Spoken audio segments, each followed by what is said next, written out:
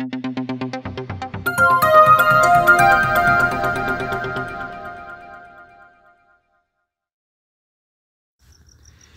মেদিনীপুর জেলার রামনগর বিধানসভার রামনগর ২ নম্বর ব্লকে রামনগর ২ তৃণমূল কংগ্রেসের পক্ষ থেকে ডেপুটেশন দেওয়া হলো বিডিওর হাতে।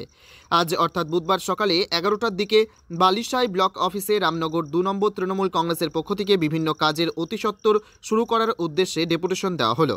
এই ডেপুটেশনে ওদের অভিযোগ ছিল নরিন্ডিয়া জল স্বপ্ন প্রকল্পের কাজ অতিসত্বর শুরু করা ও জল সরবরাহ করা, 14 মাইল ওয়াটার পাম্প থেকে নিয়মিত জল সরবরাহ সহ কিছু এলাকায় পাইপলাইন পাতানোর কাজ শুরু করা, কানপুর ওয়াটার সাপ্লাইয়ের অতিরিক্ত এলাকা কমানোর জন্য দোপাল বাদলপুর এলাকার নতুন জলস্বপ্ন প্রকল্পের কাজ শুরু করলে বালিসাই এলাকা নরকলি এবং পশ্চিম করঞ্জির কিছু অংশের পানীয় জলের অভাব মিটবে, এই সমস্ত দাবি নিয়ে ডেপুটেশন দেওয়া হলো রামনগর ২ উন্নয়ন সমষ্টি আধিকারিকের কাছে।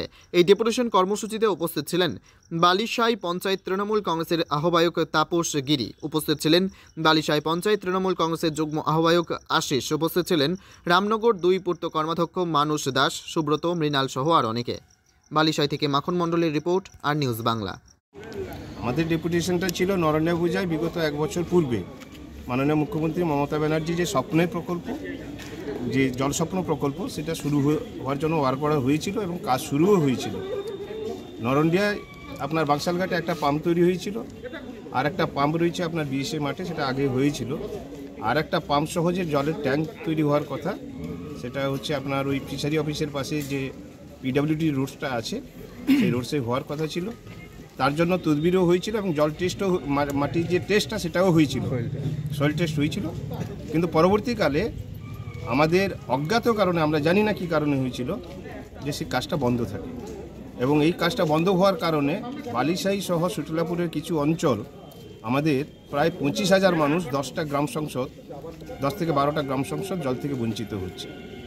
যে জলের জন্য মানুষ এতদিন পর্যন্ত অপেক্ষায় আছে এবং যে কারণে আমরা মানুষের কথা ভেবে আজকে বারে বারে আমরা সেটা আধিকারিকদের কাছে জানতে চেয়েছি, কাজটা যাতে দ্রুত সম্পন্ন হয়। এবং শেষ পর্যন্ত আমরা ডিএম অফিসে, ডিএম আধিকারিকের কাছে, মহাশয়ের কাছে আমরা গিয়েছিলাম।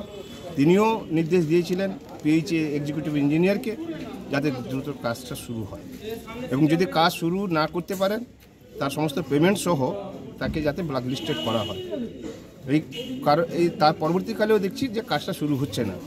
এখন এলাকার মানুষের চাহিদার কথা ভেবে আমরা, যেহেতু তৃণমূল কংগ্রেস মামাটি মানুষের নেত্রী মমতা ব্যানার্জির উন্নয়নের জন্য আমরা লড়াই করছি, তাই মানুষের জন্য লড়াই করতে গিয়ে আজকে আমাদের ডেপুটেশন করতে হয়েছে, যাতে মানুষ জলটা পেতে পারে।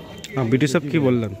এবারে বিডিও সাহেবের সাথে, বিডিও সাহেব ছিলেন, এখানে পিএইচের এক্সিকিউটিভ ইঞ্জিনিয়ার ছিলেন, জয়েন্ট সাহেব ছিলেন, আমাদের সাথে কথা হয়েছে। তিনি কথা দিয়েছেন আগামী 7 দিনের মধ্যে কাজটা শুরু হবে। ভেন্ডারের সাথে কথা হয়েছে, আমরাও তাদেরকে চরম সীমা দিয়ে এসেছি। যদি 7 দিনের মধ্যে কাজ শুরু না হয় তাহলে আগামী দিনে আমরা কিন্তু বৃহত্তর আন্দোলনে যাব এবং আমার অনশনে যদি বসতে হয়, আমরা মানুষের স্বার্থে তৃণমূল কংগ্রেসের পক্ষ থেকে আমরা সেই ব্যবস্থাটা করব।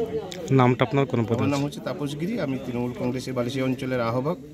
আমার যুগ্ম আহ্বায়ক আছেন আশিস বাবু, এখানে মানসবাবু আছেন পূর্ত কর্মাধ্যক্ষ, তিনিও এই এলাকার সমস্ত বিষয়টা দেখভাল করেন। সুব্রত মাইতি আছেন, আশুদা আছেন, মৃণাল আছে, আইনুদ্দা আছেন, পাঞ্চালি বর, যিনি আজকে এই এলাকা থেকে মেম্বার, নির্বাচিত প্রতিনিধি, আমরা সকলেই আছি।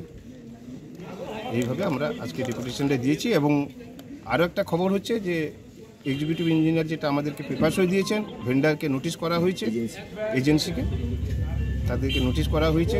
তারা যদি কাজ শুরু না করে তাহলে 7 দিনের মধ্যে যা ব্যবস্থা নেওয়া